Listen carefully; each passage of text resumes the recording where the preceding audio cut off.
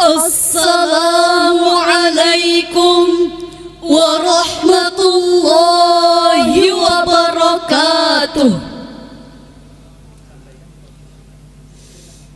Alhamdulillahil qail laqad khalaqnal insana fi ahsani taqwim. Assalatu wassalamu ala sayyidina Muhammad wa ala alihi wa sahbihi ajma'in. Amma ba'd.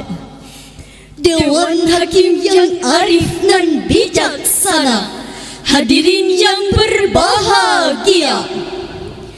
Manusia adalah makhluk ciptaan Allah yang sempurna, unik dan menarik. Betapa menakjubkan ciptaan Allah bernama manusia. William Shakespeare, seorang budayawan dan sastrawan asal Inggris, mengatakan, alangkah indah ketika ia melangkah, alangkah cermat ketika ia berpikir dan bertindak. Bak malaikat tanpa sayap, ia dapat terbang lebih tinggi dari burung. Tanpa insang, ia dapat menyelam di dasar lautan. Ia pun bisa memainkan benda kecil yang bernama atom. Namun hadirin, ungkapan tersebut bukan harus membuat kita menjadi sombong, menepuk dada, menghina orang lain, bahkan menyakitinya. Semua bentuk penindasan dan kekerasan yang dilakukan dengan sengaja oleh orang yang berkuasa atau kuat dari orang lainnya, baik itu jabatannya, kedudukannya, maupun hartanya, dan memiliki tujuan untuk menyakiti orang tersebut, namun harus memicu kita, saya, saudara, dan seluruh umat manusia untuk menjaga, membina, memfungsikan, mengembangkan potensi kita, agar kita sebagai manusia bisa terhormat, mulia, dan pantas dibanggakan. Sebab bila tidak, bukan saja potensi tidak akan bermanfaat, namun hakikat kita pun sebagai manusia jatuh menjadi makhluk yang terpuruk, terhina, terjelek, bahkan terbelakang. Oleh karena itu, pada kesempatan kali ini kami akan membahas tema syarahan mengeliminasi perundungan di kalangan remaja dengan rujukan penggalan Al-Quran Surah Al-Hujurat ayat 11. A'udzu billahi minasy syaithanir rajim.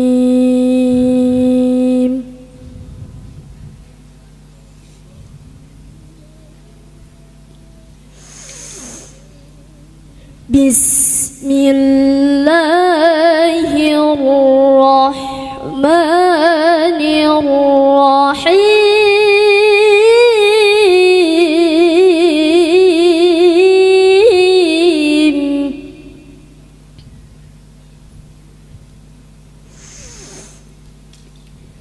Ya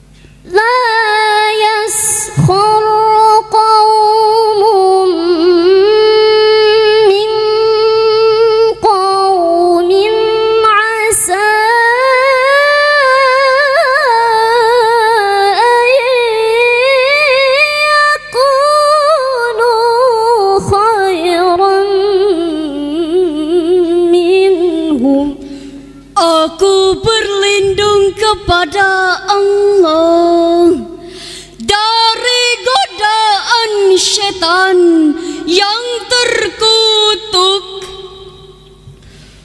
dengan menyebut nama Allah yang Maha Pengasih lagi Maha Penyayang. Wahai orang-orang yang beriman, janganlah suatu kaum mengolok-olok kaum yang lain, karena boleh jadi mereka yang diolok-olokan lebih baik dari mereka yang mengolok-olok. Hadirin rahimakumullah, asbabun nuzul ayat ini turun ketika rombongan Bani Tamim yang menghina sahabat-sahabat Rasulullah yang miskin. Tatkala orang Bani itu melihat keadaan kaum muslimin yang menyedihkan, maka ayat ini turun di antara mereka. Allah menegaskan untuk melarang orang beriman menghina orang, sebab bisa jadi orang yang dihina lebih baik daripada orang yang menghina, karena akan menimbulkan pertikaian, perselisihan, permusuhan, bahkan perpecahan akibat dari perundungan atau yang kita kenal sebagai bullying. Ini merupakan masalah yang serius yang dapat mengancam kehidupan dan kesejahteraan anak-anak di seluruh dunia. Dalam pandangan agama Islam, bullying dianggap sebagai tindakan yang melanggar prinsip-prinsip kemanusiaan dan keadilan yang diajarkan oleh agama. Sebab Islam merupakan agama yang menghormati dan menghargai manusia. Dampak secara fisik korban bullying dapat mengalami berbagai masalah psikologis seperti luka batin, kecemasan, sulit mempercayai orang lain, depresi, bahkan bunuh diri, seperti yang dilakukan oleh seorang pelajar di Bandung yang menjatuhkan diri dari lantai 30 yang disebabkan oleh perundungan, dengan kata lain bullying. Dan Allah mengatakan bullying merupakan perilaku yang negatif yang mengakibatkan seseorang dalam keadaan tidak nyaman atau terluka. Perilaku ini disebabkan sering terjadi berulang-ulang dengan ditandai dengan ketidakseimbangan antar pelaku dan korban. Timbul pertanyaan hadirin, bagaimana cara mengatasi perundungan di kalangan remaja?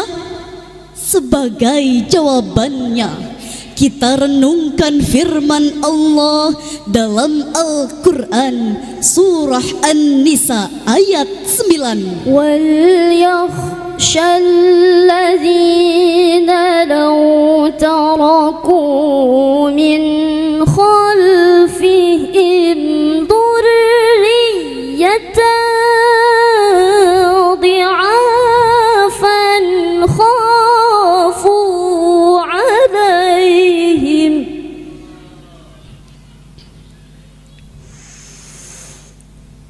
فَلْيَتَّقُوا اللَّهَ وَلْيَقُولُوا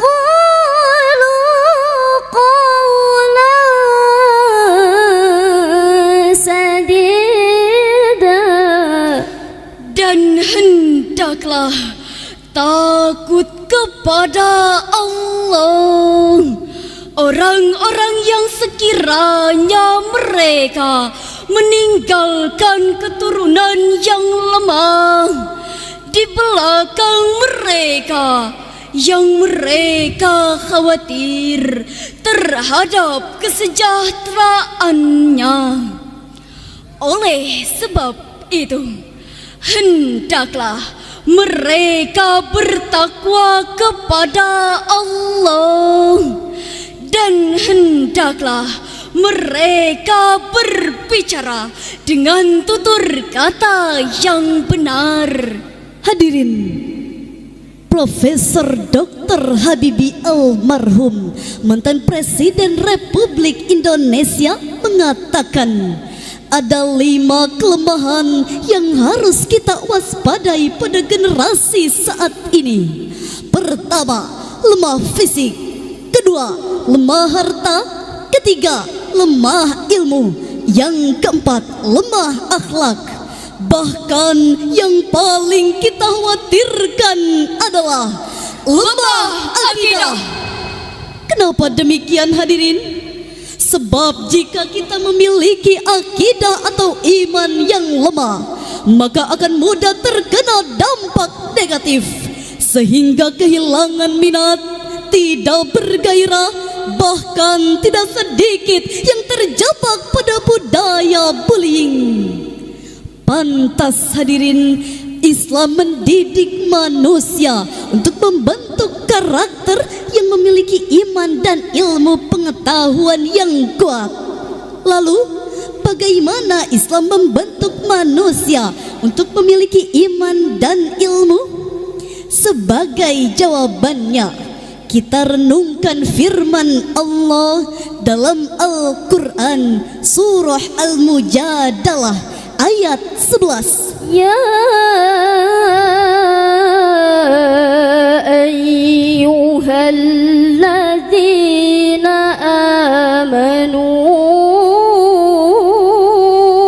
idza qila lakum tafassahu fil majalis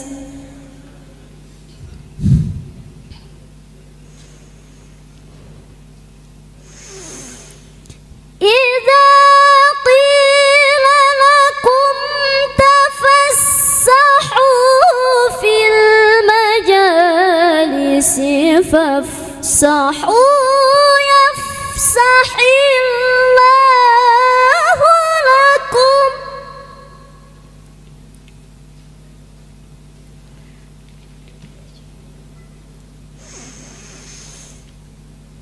wa idza qila shuzu fashuzu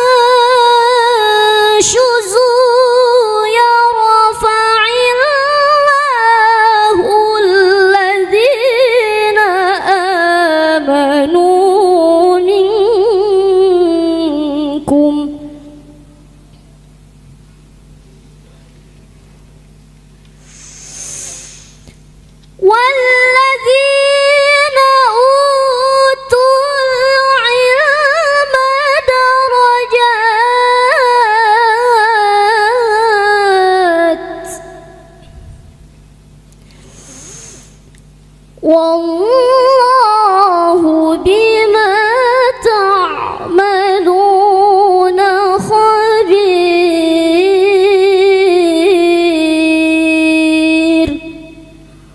Sadaqallahul azim.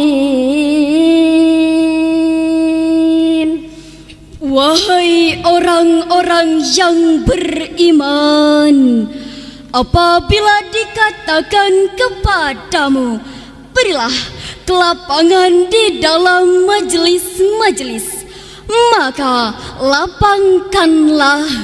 Niscaya Allah akan memberi kelapangan untukmu. Dan apabila dikatakan berdirilah kamu, maka berdirilah. Niscaya Allah akan mengangkat derajat orang-orang yang beriman di antaramu, dan orang-orang yang diberi ilmu beberapa derajat. Dan Allah Maha mengetahui terhadap apa yang kamu kerjakan. Maha benar Allah dan Maha Agung. Dewan Hakim yang arif dan bijaksana, hadirin yang berbahagia, Imam Ali As-Sabuni dalam Sofwatut Tafasir menjelaskan bahwa barang siapa yang berkumpul iman dan ilmu pada diri seseorang, maka Allah akan mengangkat dengan imannya beberapa derajat, dan dengan ilmunya pada derajat yang lebih tinggi. Sejalan dan sejalin dengan penafsiran tadi, Profesor Dr. Quraish Shihab dalam tafsir Al-Misbah menjelaskan bahwa kalimat iman dan ilmu disebut secara beriringan dalam ayat tersebut, mengandung arti bahwa iman tidak boleh dipisahkan dari ilmu. Begitupun sebaliknya, manusia beriman tanpa ilmu, ia akan lemah dan mudah diperangi. Sebaliknya, manusia pintar tapi tidak memiliki iman, ia akan menjadi jahat, buas, ganas, bahkan lebih ganas dari binatang buas. Betul hadirin? Pantas kalau Albert Einstein mengatakan, science without religion is blind, but religion without science is lame. Ilmu tanpa agama adalah buta, tetapi agama tanpa ilmu adalah lumpuh. Dengan demikian, dari uraian tadi dapat kami simpulkan bahwa perundungan merupakan tindakan yang sangat keji dan dapat berakibat kepada kesejahteraan korban. Perlu diingat bahwa perundungan tidak dapat dibenarkan dengan cara apapun, dan tidak ada yang pantas mengalaminya. Demikian yang dapat kami sampaikan. Wabillahi taufiq wal hidayah, wallahul muwafiq ila aqwamit thariq. Wassalamu alaikum warahmatullahi wabarakatuh.